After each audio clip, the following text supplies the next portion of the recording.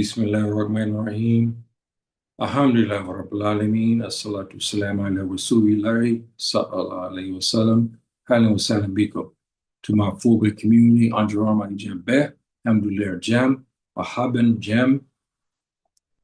Assalamu alaikum rahmatullahi lil ikhwani fati fi din. Salamu ala mani tabahu lil ikhwani fati fi Africa, Europa, America, Caribbean, wa kulli makan. How are you doing today, my dear brothers and sisters? Today, I'll embark on it's part of the road to Abuja, but the events in the Plateau region in northern Nigeria, I want to impress upon those who will be seeing this, how important we establish these brothers here to our left.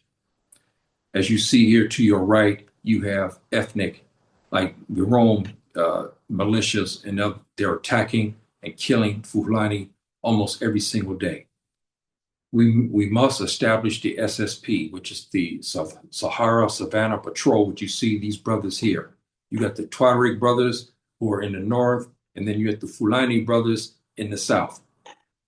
And they work together to provide a patrol that will enable us to provide the security that the state refuses to abide by. And these guys be specially trained to go after these militias. They're specially trained to protect our women folk. They'll be specially trained to go after the Muharaba and Muharaba and other syndicates. This is what their job. Their job is not to go into the city and enforce laws inside of a marketplace or some traffic. Their sole purpose is one thing, is to interdict these militias, to interdict the Muharaba syndicates, to go after the mafias, going after all of the criminal element that has been plaguing northern Nigeria now for especially the last 6 months. It's gotten out of hand. This is why we need these brothers here to your left, and they mean business. You see, as they're equipped here with the AK-47, you see the machete, and then you see the pistol and so forth. These brothers here commissioned, as I'll get into this, to take out all of these mystery groups. They come to that, brothers and sisters. There's no more time talking about how we can do this and that. We have militias like you see on the right here. They come into a village, Fulani village, come and they'll massacre everybody, even the children they kill. They spare nobody. They want to wipe out the Fulani once and for all. Now our scholars in northern Nigeria, instead of going to conferences and talking, they need to go back and look at our ancestral fathers. They had this system here, brothers and sisters. They had the SSP system, and it worked. It destroyed all of these Muharaba networks. They destroyed them. These brothers here, either you surrender or you're taken out. That's where it come to. Because these guys here, you see here, most of them will not, because they're so far gone. They're so full of hate for Fulani. Many of them too far gone. Many of them don't even practice Islam. Many of them they don't even consider themselves Muslims anymore. They come in and kill Fulani, innocent women, children, even our young kids. A young boy who was assassinated here the other day. He was 13 years old.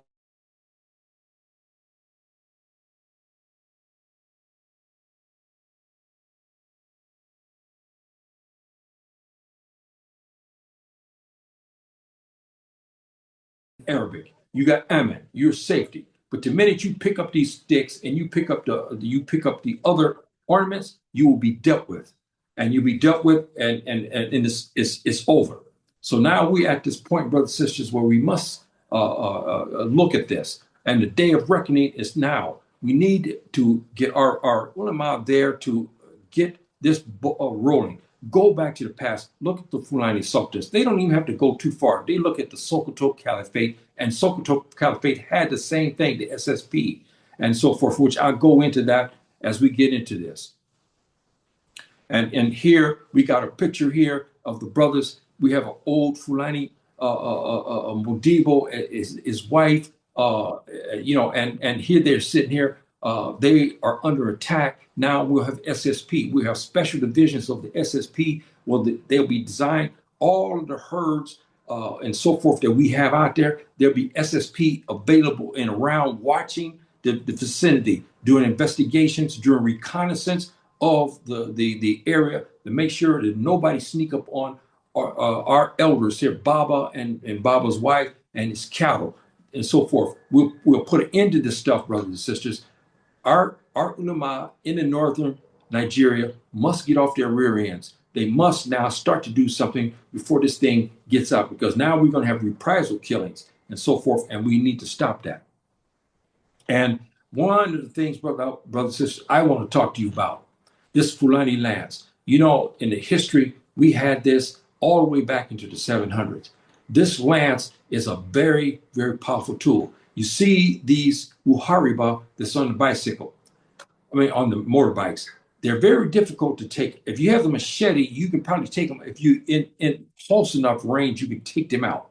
But with the lance, which stretches out, you can use your arms and you stretch out, and the Fulani are very good at this, and they can impale the driver. So that way, those who are on these bicycles, they'll be knocked off their bikes, see, because they'll be impaled with the lance. We need this as well, and we need to incorporate this in the area, especially where the bandits are using these motor vehicles like this, so that way we can take them out. When they come, you use the lance, one quick stab, and he's off his bicycle, off his motorbike. This has to be implemented as well, brothers and sisters. And,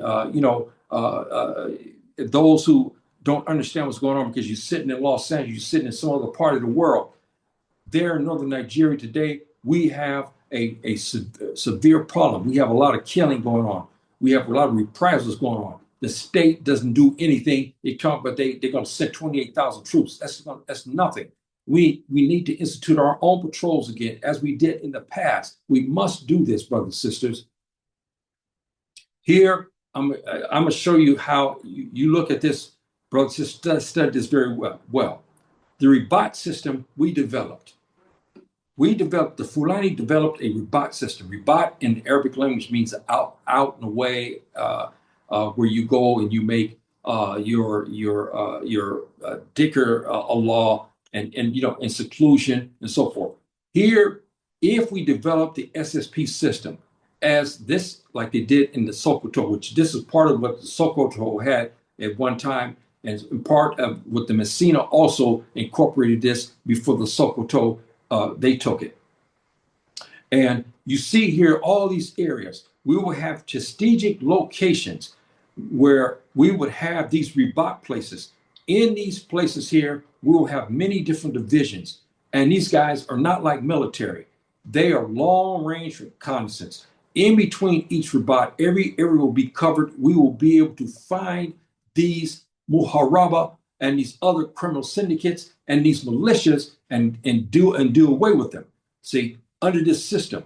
And they will be equipped to do it. They will have a mandate from the fatwa, which I'll get into, to a fatwa that will give them the mandate to go after these Muharaba and these syndicates and so forth and so on that's plaguing northern Nigeria, even in Chad. Chad, I see they're now starting to do another operation again. It's gotten to the point, this is getting out of hand, where we have all of these Muharaba and their syndicates and their havoc they're causing.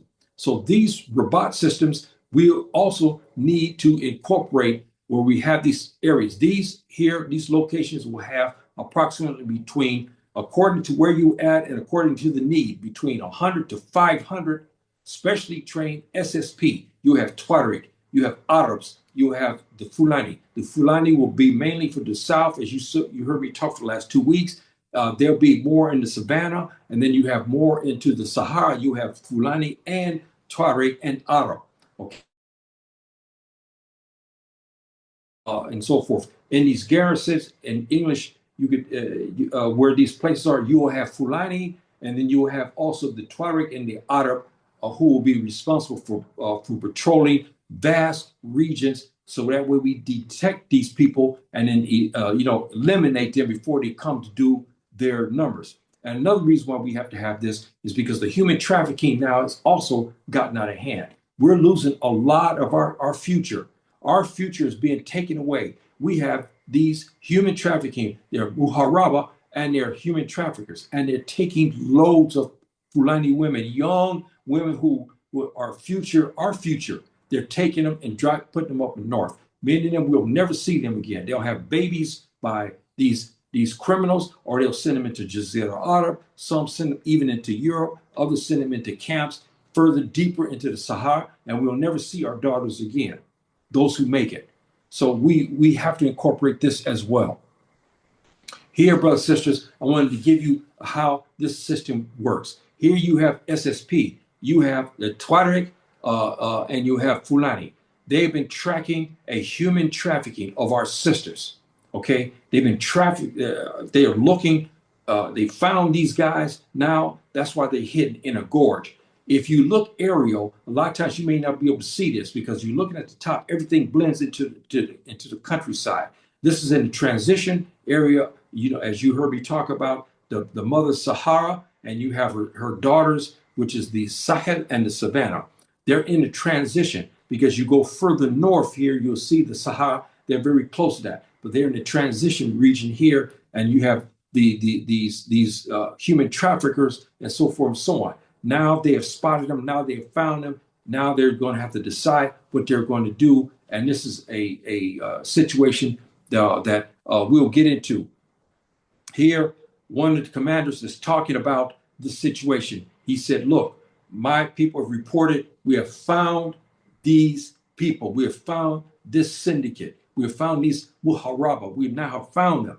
Now they're coming to the council to 100 and tell them what they found and the urgency of the matter. Here's the commander talking about the situation. This is how the SSP work, brothers and sisters. It's a beautiful system and it works. Here they're going to a council of elders, council of Modibo, and and scholars and intellectuals. They'll sit in here and they'll listen and they'll weigh the issue that the commander of the SSP has given the situation, what they have found. And this way, now, this is how the Islamic system works, brothers and sisters. He is now going to the body and explaining to them. They, in turn, will go to a system which, again, to get a fatwa. The fatwa is a legal document. It's a document of the divine. It goes by the proofs. Now he gets this document. Now they go to exercise to go after the Muharaba that's in that gorge. As you see here, they'll have the legal, they'll have the whole system behind them.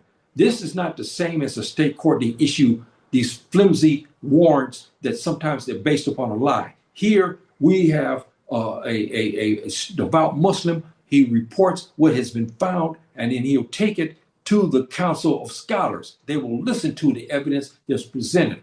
If the evidence is good, then the head of the council of 100, who is here in the center, will then ask to go. They'll go into the Qadi, the judge, and then ask for the fatwa. And the fatwa may be written in that day according to the agents. If these guys get ready to be moved, they have to make quickly, and they'll get this fatwa done, and then they'll be on the road to take care of it. Here now, the Council of 100 said, yes, we agree with you. Now rush to go to the Qadi. Here, the Qadi is sitting here. He's writing the fatwa because of the urgency of the matter. He's going to give it to the commander. The commander is sitting respectfully, waiting for the Qadi to issue the fatwa. And the fatwa, I'll have another separate segment on the fatwa to explain this even to the Muslims so they can understand it. How the Fulani were masters of this. That's right, brothers and sisters. How the Fulani were masters of the fatwa system. And I'll have a special class to talk about that in another day. Inshallah, bi'ithnillah. And here you have the commander respectfully sitting before the Qadi. Here you have some of the Qadi. You may have some of the Council of 40. They're sitting in the judge's chambers listening to the seriousness of this case. Now the Qadi has learned, he has gotten the evidence. The Council of 100 have verified the evidence. Now they brought it to the Qadi, and again, the judge in English language, and he is now writing the fatwa. The fatwa is then read. You have another body there will review the fatwa to make sure that the grammar, and the fatwas are always given and written in the Arabic language, brother and sister. They're not written in English. They're not written in Latin. They're not written in Russian. They're written in the Arabic language, okay? And so forth and so on. The head judge now will get it. He will look at it. The panel will also look at it. The judge, he says, okay, what do you think? They agree to it. Now he signed it, as you see here. And now the commander will take it and he will get a hold of his people, say, now it's time for us to do our thing and to strike the count. Here's another element, brothers and sisters, as we move forward on this here. I'll get to my notes here in a bit. We need this system. Under the SSP system, we have different divisions. We'll have a division especially for sisters, especially for our young daughters. You say, yeah, that don't make sense. We don't have this police in the United States. Yes, but here you see our beautiful sisters. They're being trafficked every single day, brothers and sisters. Nobody's protecting them. This is our future. If we don't protect them, how are we gonna progress as a people? We cannot, because we're losing our sisters. Our young sisters like this command a high price. The human trafficking, they don't go after the Igbo much. They don't go after Yoruba. They go, or the Kanuri. They go a little bit here and there. The focus seemed to be on the Fulani woman. They command a huge price in the human trafficking market in the northern part of the Sahara Desert, and so forth and so on. We will have a special division designed to protect our sisters. When our sisters leave from the Quranic studies, or they're at Jetsa, or they want to make prayer, they will be in a region, and our brothers will be walking them into their areas where they need to go in safety. Because what happens is we have people come at nighttime like this, between Salat al-Maghrib and Salat al-Isha is a time, it's dark now, right?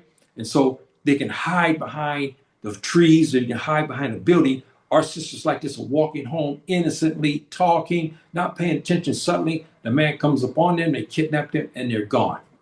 Now we'll have a division specially designed for this.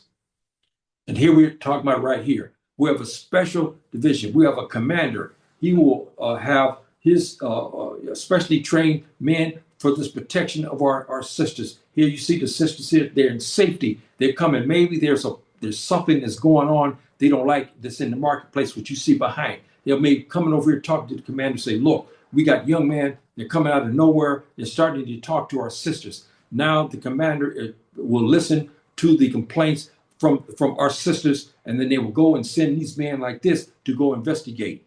And these men here also mean no business. They mean business, brothers and sisters. They mean business. They'll go investigate. They find it's true. They'll take you to the Sharia court, because you cannot harass the woman in Islamic law. That is contrary to what they say in the West. I don't care what they say. It is a grave sin, and the Qadi will look at it, and you brought before the Qadi, and he will deal with you at that point if the evidence suggests that. Again, we have these regions again where our sisters go to the academy. Now they're in safety. Now they can concentrate on the Quran. Now they can concentrate on doing things that pleases our sisters. They can come home now. Their Baba, the mother, they don't have to worry, because now we have a division that's all around the areas to make sure that our sisters reach to go to the madrasa, and then also come home in safety. We need to have this division to protect us, because these young women like this, they are vulnerable. There's a trade, just like diamond trade. Right now, you have people, you have Arabs, you have others in the north, you have those in Europe, and Jazeera Arab ask for the Fulani woman. Why, you say, yeah, well, why is that? Because the Fulani woman still has a purity and chastity that many other women do not have. Meaning in English language, they have not been be deflowered. Deflowered means in Old English means they're still virgins. They have not been touched. They have not had sexual relations with a man. These human traffickers command a huge price for these young women like this. 14, 15, 16, 17, 18-year-old women, they want that. And they know that the Fulani woman is chaste, and that's why they take them.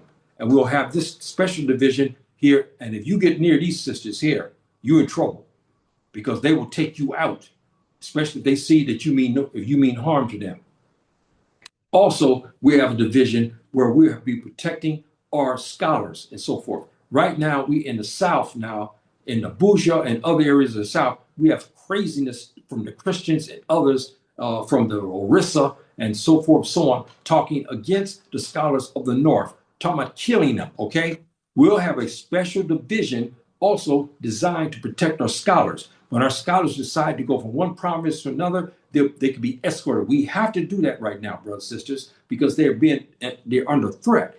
We have to go back to our system of our ancestors. No doubt, our ancestors we must revisit our ancestral fathers and those sultanates and how they handled the crisis that we see today. We have the antidote for it. We have the magic bullet for this, brothers and sisters, and this SSP will do it. These brothers here, you see them here, they mean business again. Okay, you look at them, they mean business. They're protecting the Modibo, they may have to go somewhere, they're protecting them. You get and try to harm our scholars and stuff like that, you're going to be in trouble. These men here will be specially trained how to fight you. They can fight you with the arms, with the AK-47, or they can fight you hand to hand with the machete. And then in some cases, they'll use the lance on you. And it's all over. So, again, this is an important pact. Now, why the SSP is important. Here, they just trapped these Muharaba. They're about ready to go into northern Nigeria, okay, or in some transition region and do kidnapping. Go there to rob the people, rob a bank, rob the souk. The souk means the market. Rob a arms place or something, whatever the situation may be. And the checkpoint here be set up because why? Our brothers know this terrain very well. So they'll set up makeshift, areas. These guys say, hey, man, we got it. I only see a few of these SSP. Hey, man, we take these guys out. But they don't realize now as you see the ambush, they got them. They're all around them now. See, they didn't realize that. They saw a couple of them at this checkpoint. But the other ones are hiding to your left and to your right, waiting for them because they know they've been used because they've been using this road. And because of the reconnaissance of the SSP, they found these guys. They said, we know how they're coming in to Sokoto. We know how they're coming into the Plateau. We know what they're doing now. And they wait on the roads to get them. Suddenly, these guys come down the road. They say, wait a minute, what is these guys? This look like the SSP. They'll laugh because they only see 3 or 4 of them. Maybe there's 20 or 30 or 40 of them. They say, we got them. But they don't realize that the SSP has set up a trap for them. They now come up down on them. They're coming from the left. They're coming up from the right. And if they raise their hands to shoot weapons, brothers, they'll be slaughtered because the bullets will be coming at such an angle that nobody will be able to escape. If they decide to go off the bikes and want to go hand to hand, now they're even in trouble because these brothers here, especially trained with the machete and so forth and so on, and they're also with the lance, and then it'll be a massacre, and these guys they'll see their last day at that point. Here, again, this is before the ambush. This is what I'm talking about. They see the SSP. They say, oh, man, hey, I got an RPG here. This is a rocket launcher and stuff like that. For those in the military, you see he's over here to your right. He's got that, the one of the criminals here, the mujrim, as we call this in Arabic. Mujrimin is many, mujrim is one. And you see him there. He's with the RPG rocket launcher. So they see these guys. They make a phone call for the rest of the Muharaba to come now to take these guys out. But as you see here, they got food. And when they came out from all sides, now it's over for them. And so forth. They either surrender if they don't drop their arms, either they'll be hacked to death with the machete, or they'll be shot to death with the AK-47. Either way they want it, they're going to get it. If they came in with the sword, they're going to die with the sword. And that's the bottom line. And that's where it is coming to, brothers and sisters. This is a situation now. We have no more time for talking. We need this SSP now to come in and start doing their thing, especially in the Plateau region right now, in Josh and stuff like that. We need these guys to come in and just do their job and so forth and so on. And we'll put an end to this crap that we see that's going on, especially in the Northwest. Now, brothers and sisters, why I'm talking about this. We need this. Here you have SSP. They've intercepted now the Muharaba, again, Muharaba, Arabic, in English, you say mine. Come on, time to Muharaba is Arabic. Muharaba is English. And now they've contacted, you see these guys trying to escape, but they don't know that they are in a dead trap. As these guys come down a road, the reconnaissance, the SSP have found them. Here, they have stolen everything from one marketplace we call souk in the Arabic language. The marketplace was raided by these guys here, these Muharaba in English. Muharaba, and these guys robbed the place. They got it on a big truck. They're taking they're into the traditional area where they'll sell. You think you'll laugh, oh man, it's nothing. Yes, it is. There's a lot of money here. You got Ufi, you got Dashin, you have banana, you have a lot of things that they stole here. You have material, all that stuff. These guys know how to market that and they make easy money. But here the SSP found them. Instead of these guys deciding to surrender, they decide they want to take them on. And you see what's happened here. I show you the depiction. Here, the brother here is about ready to be killed with the lance. You see, this is what I'm talking about. When you come with the sword, you're going to die by the sword.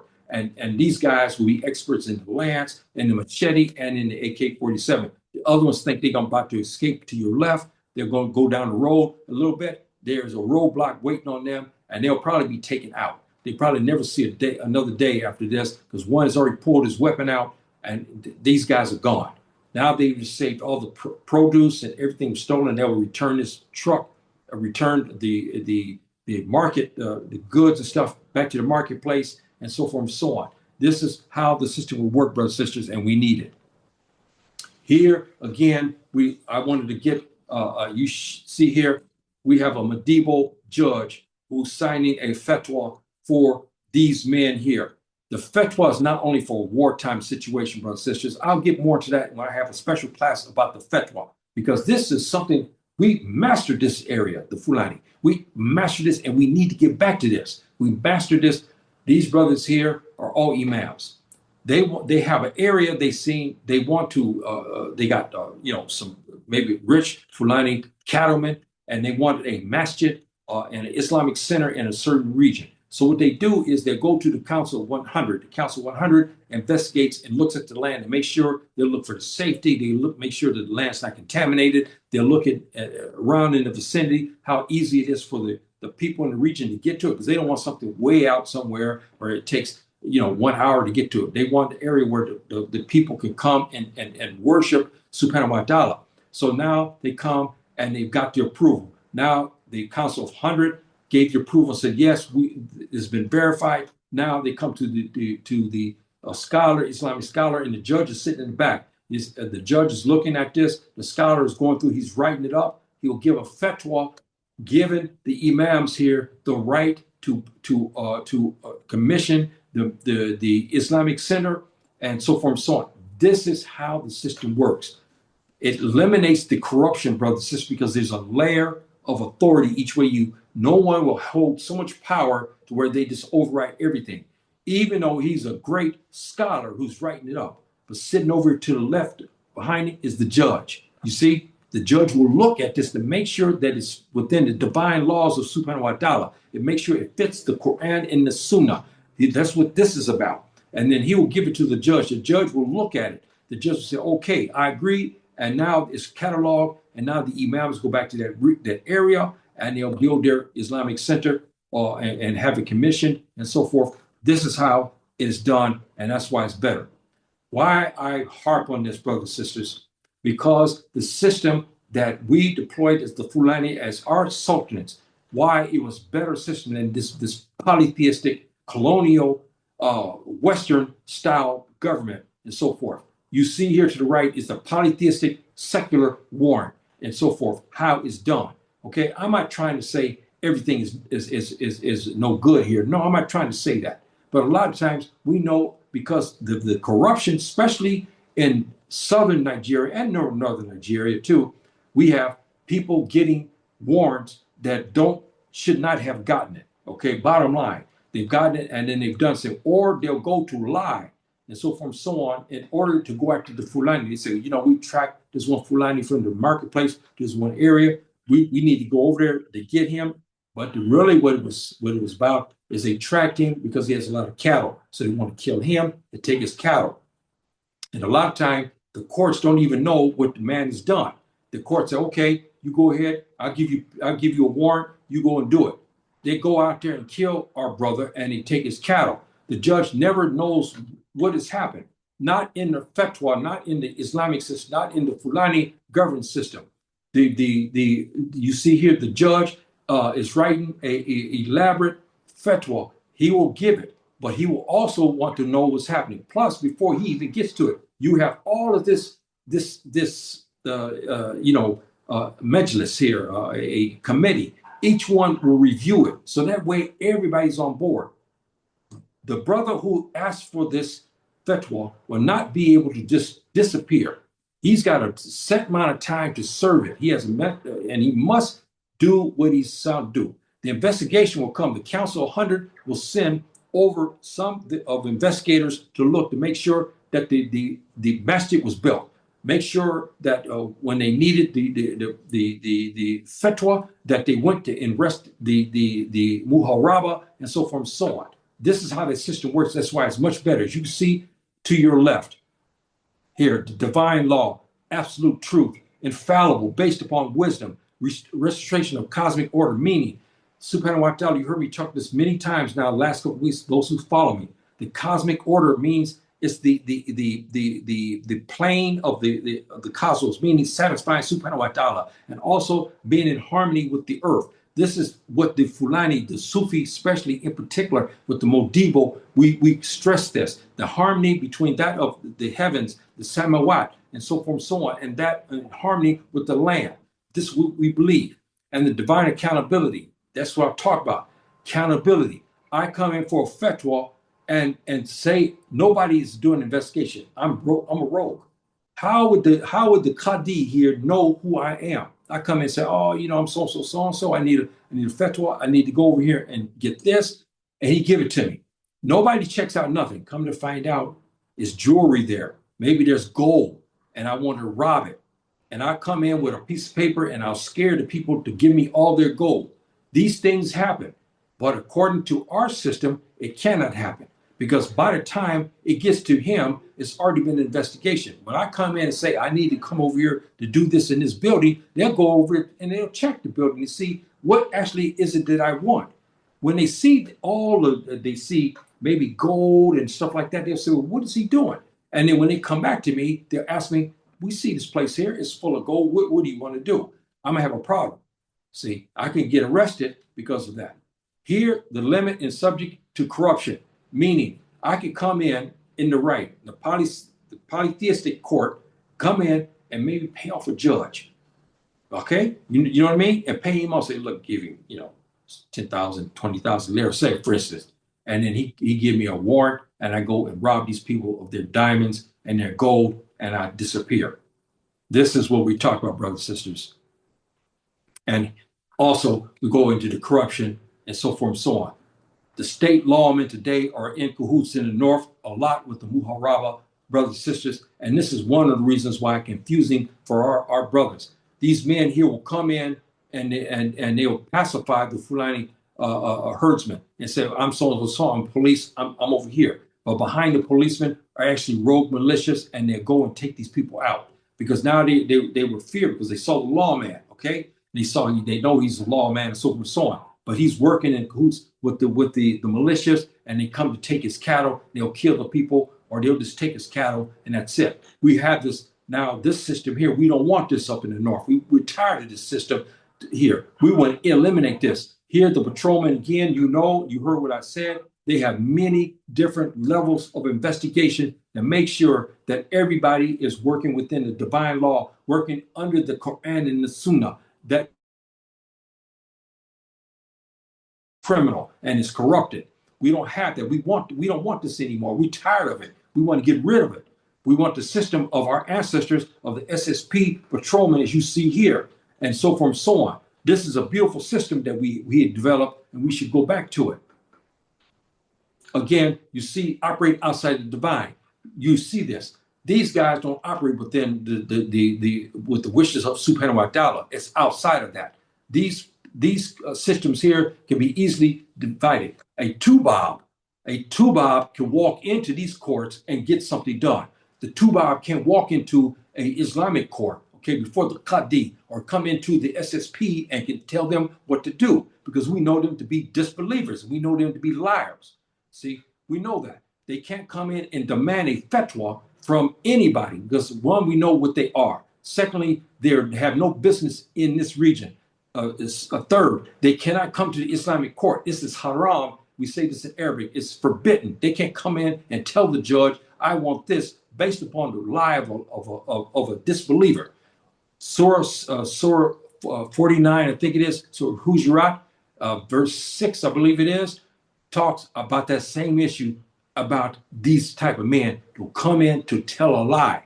See, we understand that. That's why this system here to the right is better. Here to the left, the Tubob, because he has the security agreements, can go to this guy, and somebody at the top can order him to do what he's told. And he know it's wrong. He know it's wrong, but he has to do it because somebody in Abuja ordered it. Here, Tubob will have no authority whatsoever. If he do push somebody, we will not involve it because we know that it's not within the Quran and the Sunnah. As the Nabi alayhi said, he said, we do not seek the help of the mushrikeen. He was adamant about that. This will hold to our right.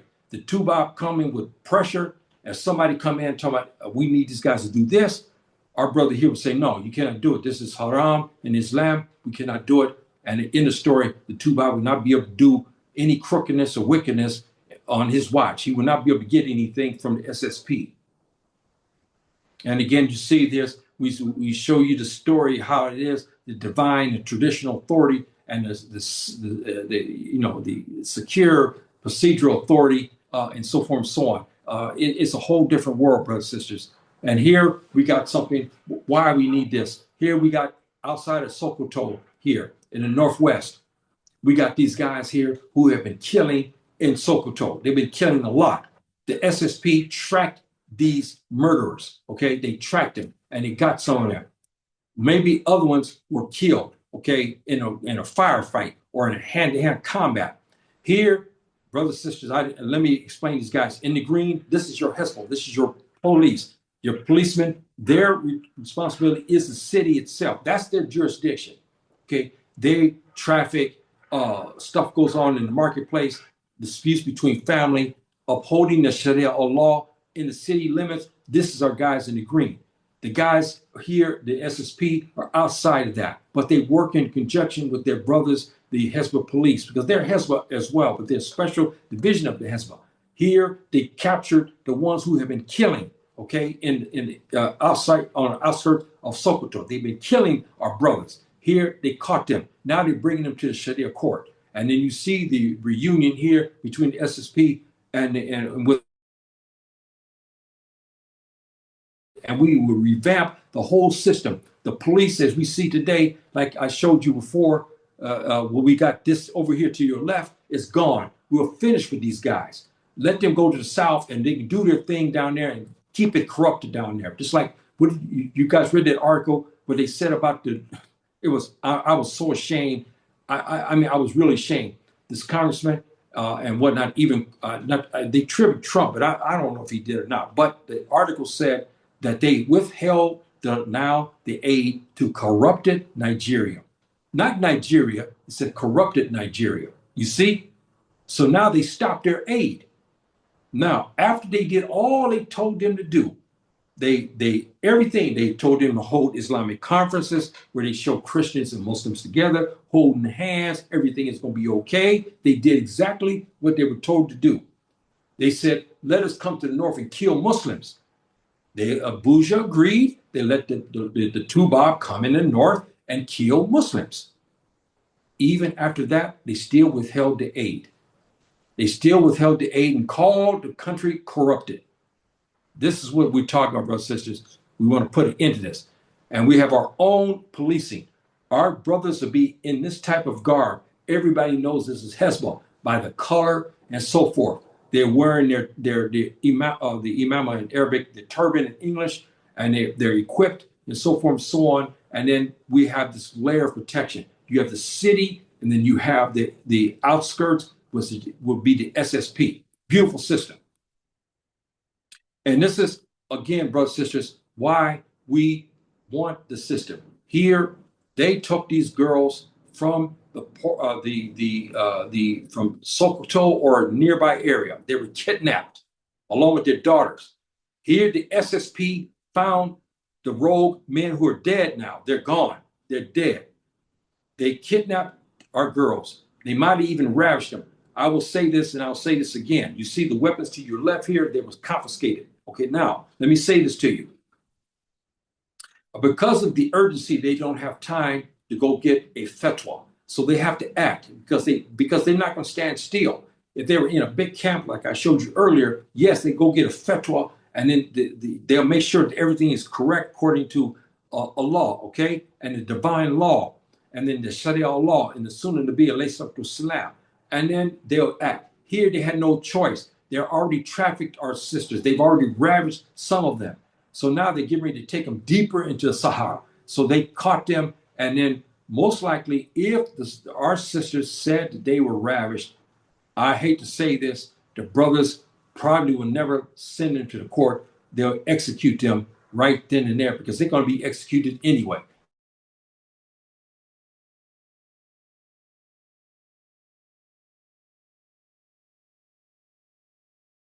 Has told us.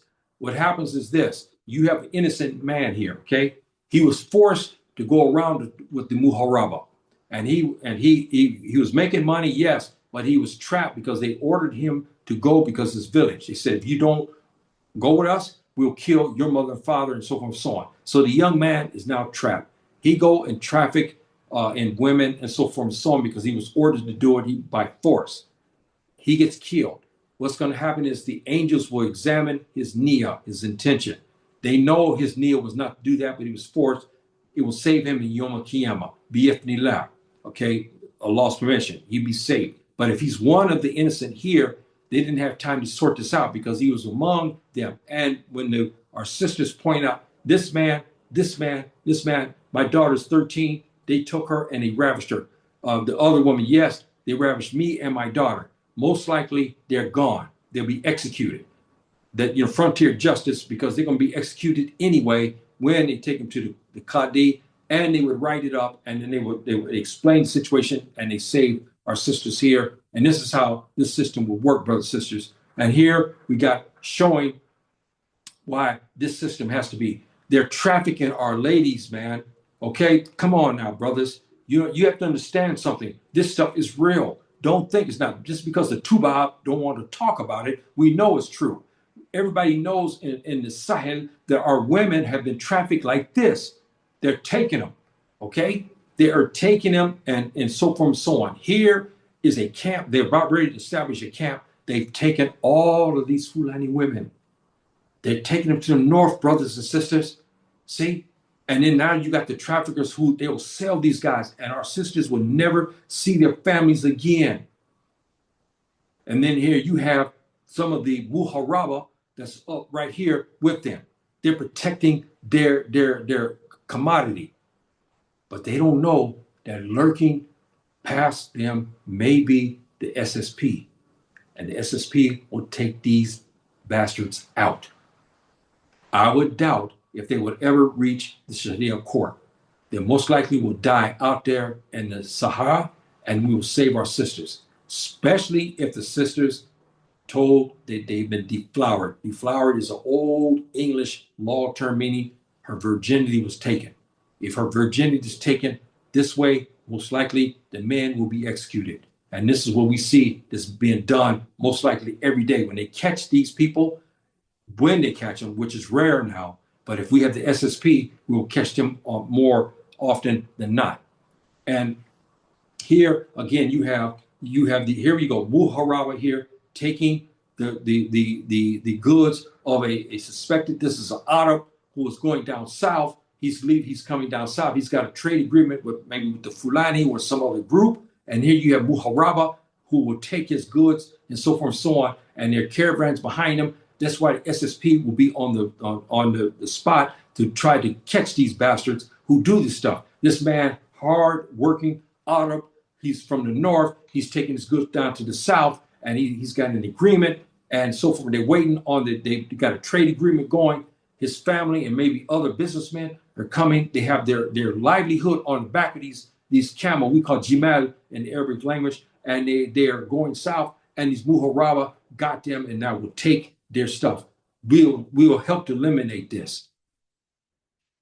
So, brothers and sisters, as you see here, I'm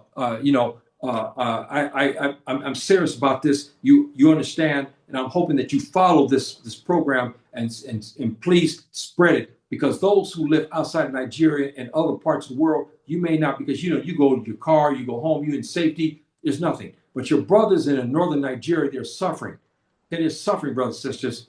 Okay, and we need a system. And we please offer your prayers for our brothers in the north, because we have a hell of a system going on. We got Abuja after us. They want to take Tawhid from us. You heard what I said about this. They want us to take Islam out as we understand it under the Quran, under the Sunnah of the Allah and the Sunnah of the Nabi alayhi salatu wasalam. They want to eliminate that. Okay, that's one.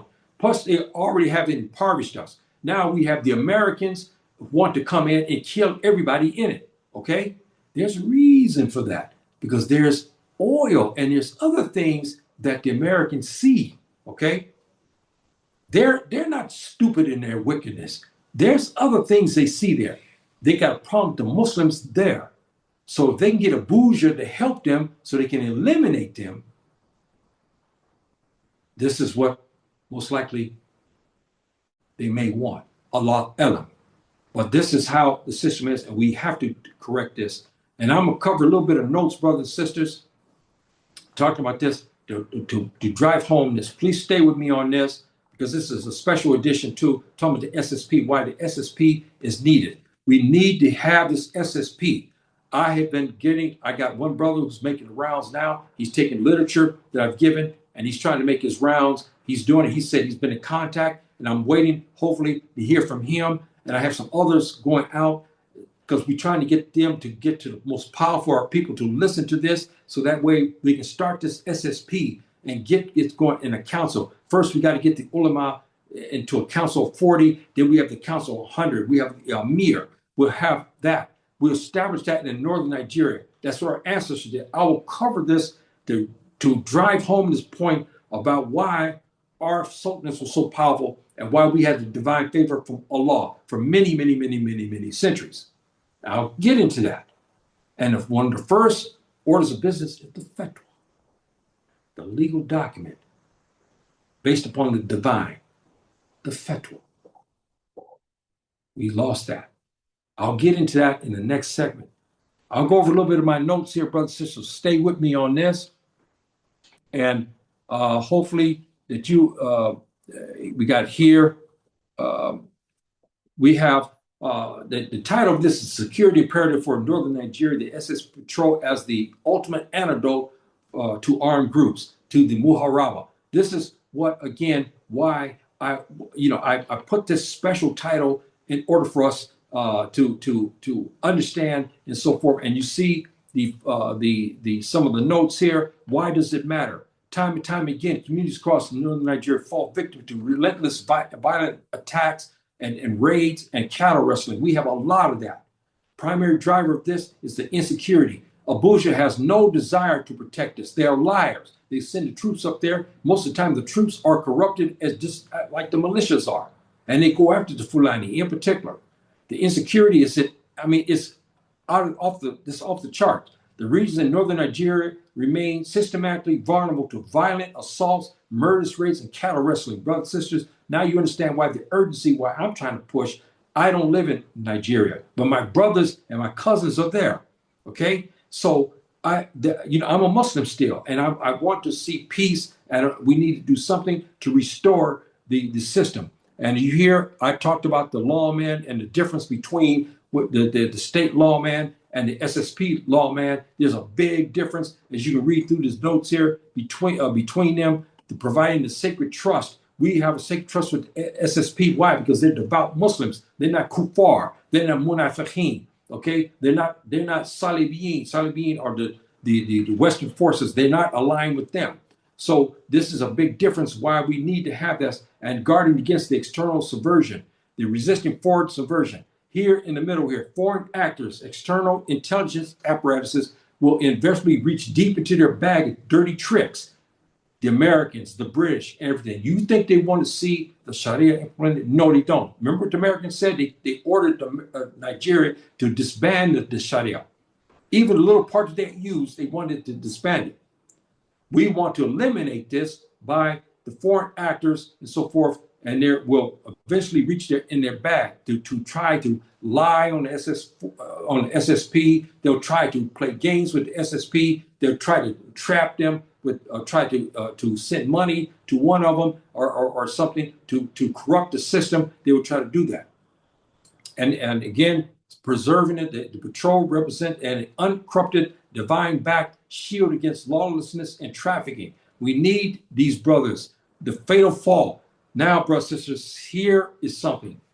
Why we are against the state-backed police and Abuja and their military system and their security system.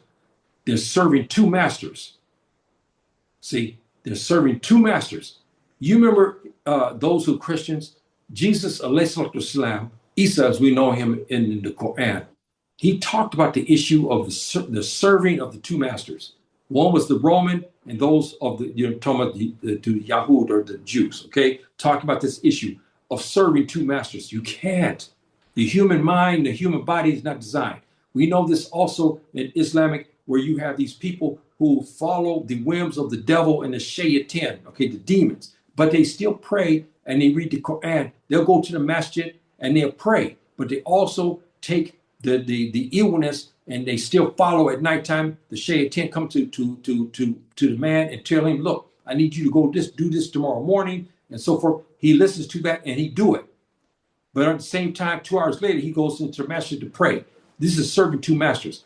We have a part in the Quran where Subhanahu wa ta'ala talks about this, and he says, you go to your left, lahu la, lahu la. Okay, you go over here, you go over there, and you're a disbeliever. Essentially, is what Subhanahu wa ta'ala said. This is most damning indictment against the state-backed law enforcement apparatus is this, the serving. It is the force to serve two conflicting masters. And as you see, I talk about this, the impossible burden of the state officer, bound to secular state whose laws, constantly fluctuate. Here you have a lawman. Abuja just enacted a law. Now they take this law away. Now they enacted another law.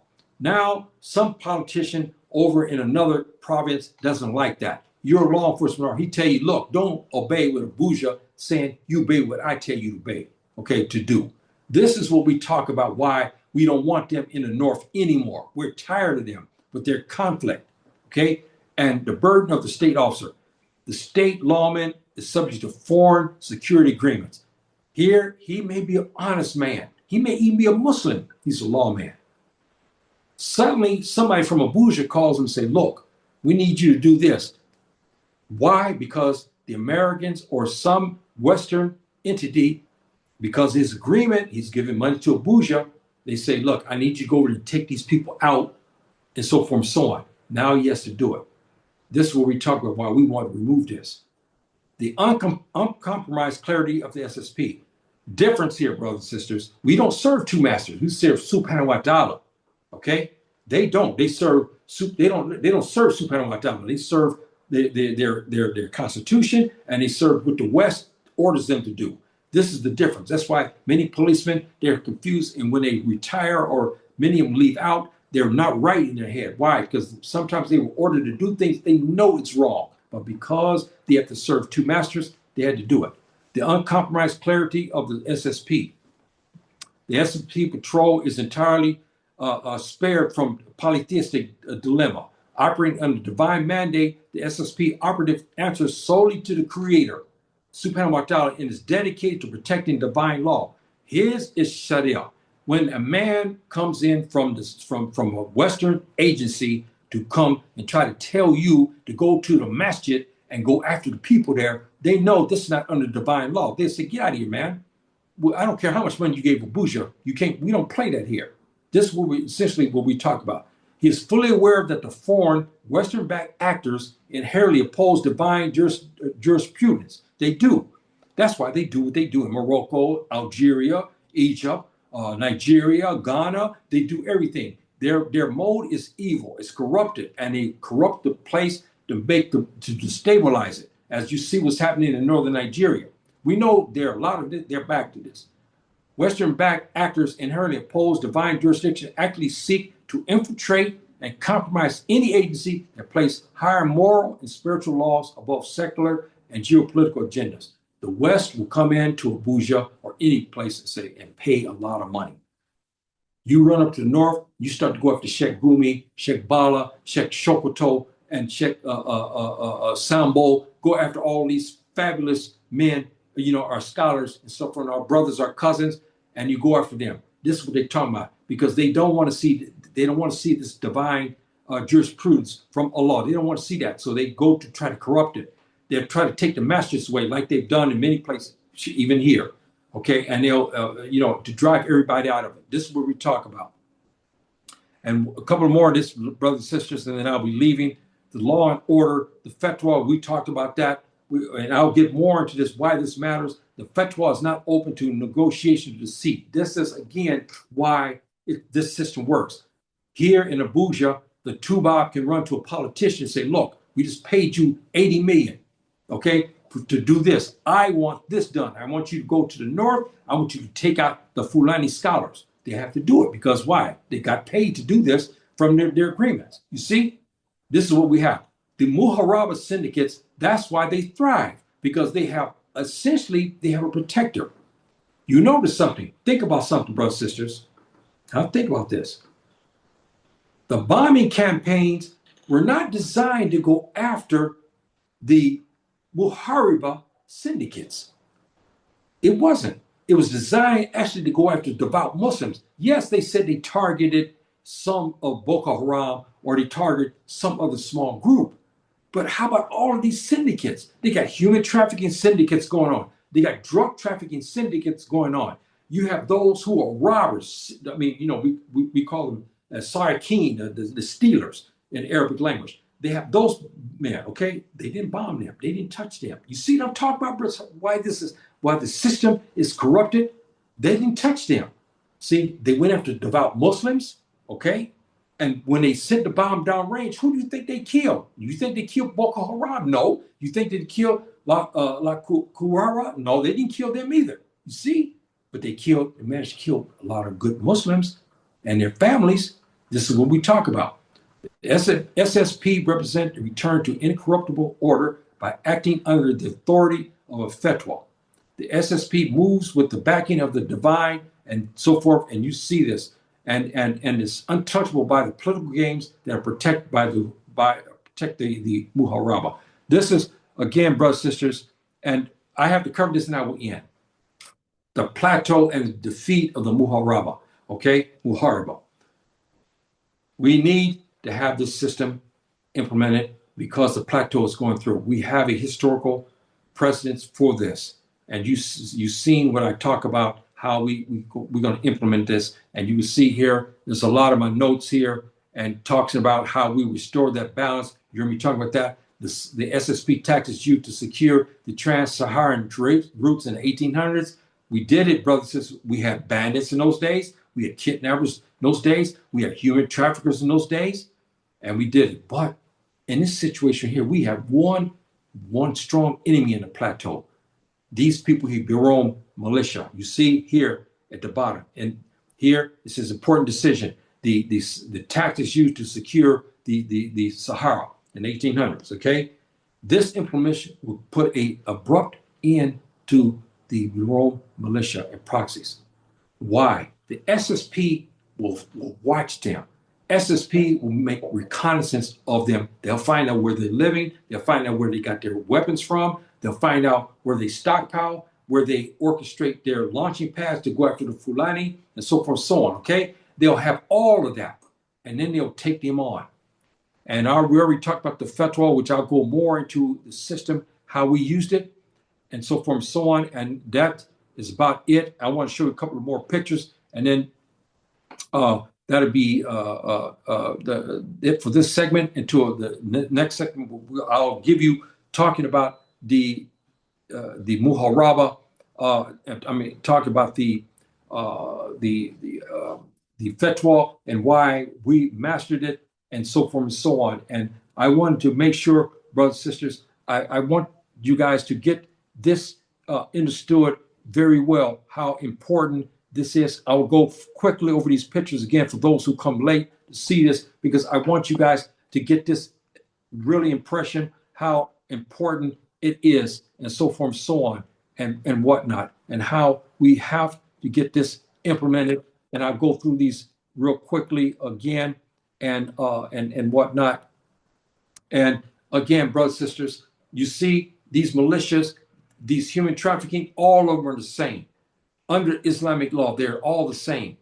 Okay, there's no differences, and so forth and so on. All will be judged harshly before the Sharia court. Here, our SSP found them. As you see what I talked about, this is important because their job will be going after the militias and after all of these bad actors. This is their job. This is what they'll be doing. And then they'll come back to get the fatwa. They will explain that. You will have somebody, if they think that the people will be there for a while because they have a big camp there, every day they're human trafficking women there to this camp. So they have time to plan and so forth to attack it. Here they got the map here showing where the situation. Here you have elders, intellectuals, scholars, Islamic scholars. You have businessmen. You have many different people who are sitting above, looking at this as the head of the commander of this division who's found the human traffickers and so forth and so on. He explains again to the head of the Council of 100 as they listen to the evidence that's presented. And now with modern technology, you got pictures they can take with cell phones. You know how it is. We use modern technology. You might as well use it. And they'll give the evidence to the Council of 100 and so forth and so on. And again, you show here where we caught some of these human traffickers. Now they bring them to the court, and then they bring them through the city, which is normal under the Sharia. We do this. We have criminals like this. We want everybody to see them that they have been arrested. Why? Because this is sunnah, brothers and sisters. Okay, they're not hidden for public view. They're marched through the city, not to gloat, no, but to give a message to the populace to say, one, you see, we will protect you. Secondly, they want to make sure those who may be inclined to criminal activity, you don't want to be marched down the street like this. See, so this is a system that designed not a sense of humiliation, but to show that the job is being done, and to also send a warning and a shot telling those who want to engage in this what would happen to you if you do. And brothers and sisters, why we have to do something about this. The human trafficking is off the chart. You heard me talk about here. Our sisters have been saved. These human traffickers here tried to take on the SSP, which you see to the right, and they were essentially liquidated. Bottom line, and they took their weapons, so forth and so on. Our sisters were saved here, and they'll probably take them to a big human trafficking camp, like you see what I showed you here, like here. They may be taking them to this camp here, where they'll throw our sisters in these tents, and they rape them at night, ravage them. I don't want to use their word, ravage them at night, and so forth and so on. Why we need to have this established patrol, and so forth and so on. Here again, I told you the trafficking is so acute today. We need to do something to stop this, and so forth and so on. As you heard me talk about this, and this is another element I did not introduce. Here we have these traders. They're going from the south, and they're going up to the north, and they'll trade their goods through the Sahara. They'll go into areas, especially in the southern parts of the Sahara, or even travel further north, and they have cola nuts. They have many different things here, as you see here, and these Muharaba will steal from these guys. There's a lot of money here, brothers and sisters. You may not think so. You may laugh, but it's not funny, because here is a lot of money. See, because you have a lot of goods here that is sold, and this is no joke here. Okay, you have kilos upon kilos of all kind of different food and so forth and so on. That stretches way back, maybe even to a quarter of a kilometer, and they're going to the north to sell this. And that's why we have to have the SSP to protect them so they can make their trade. And because here you see are traders going. This is the Arabs who are coming from the north through the Sahara. Now they're in the transition. You see the Sahara to the right of them here, to our right. And here the Muharaba said, no, no, man, I got you. I'm going to take all your stuff, and all his money, all his investment is gone from the Muharaba, as you see here, and why we need our patrol. And this is something I didn't show you, why we need to have this, as I explained here. You can read this at your leisure another time, why we need to get this orchestrated, brothers and sisters, to really get our people there in northern Nigeria, our most powerful individuals, influential individuals, to go back and look at our ancestors, the way they managed to go after these criminals like this and do away with them. At these militias that we have now, which they didn't have the militias at that time, but they still had many different criminal groups. We have a way to deal with these militias, as you heard me talk about. The fatwa, that's important. I'll get into that in my next talk about this and how we used it.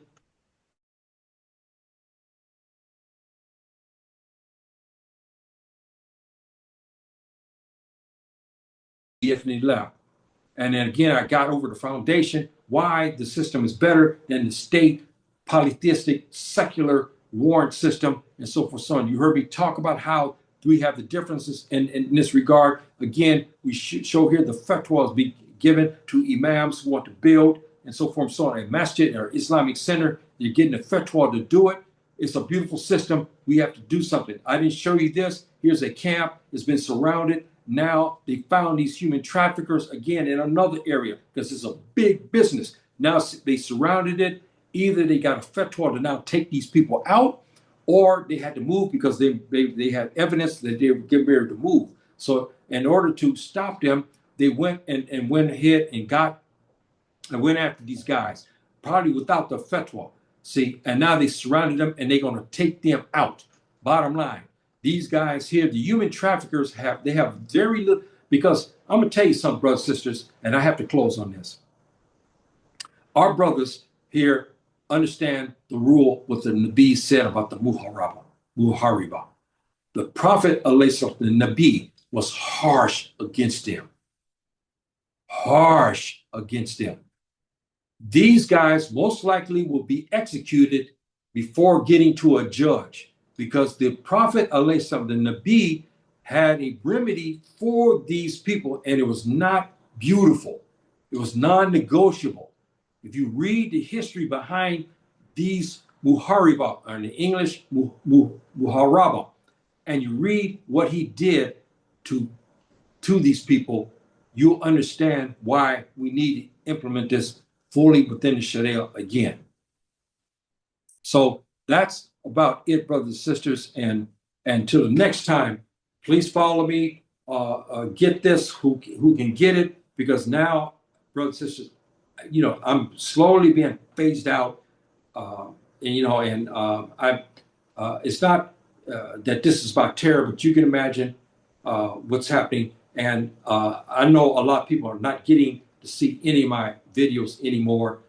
They can't find them, and so forth. There's a lot of things that's going on that this enemy is doing to suppress my work, and so forth and so on.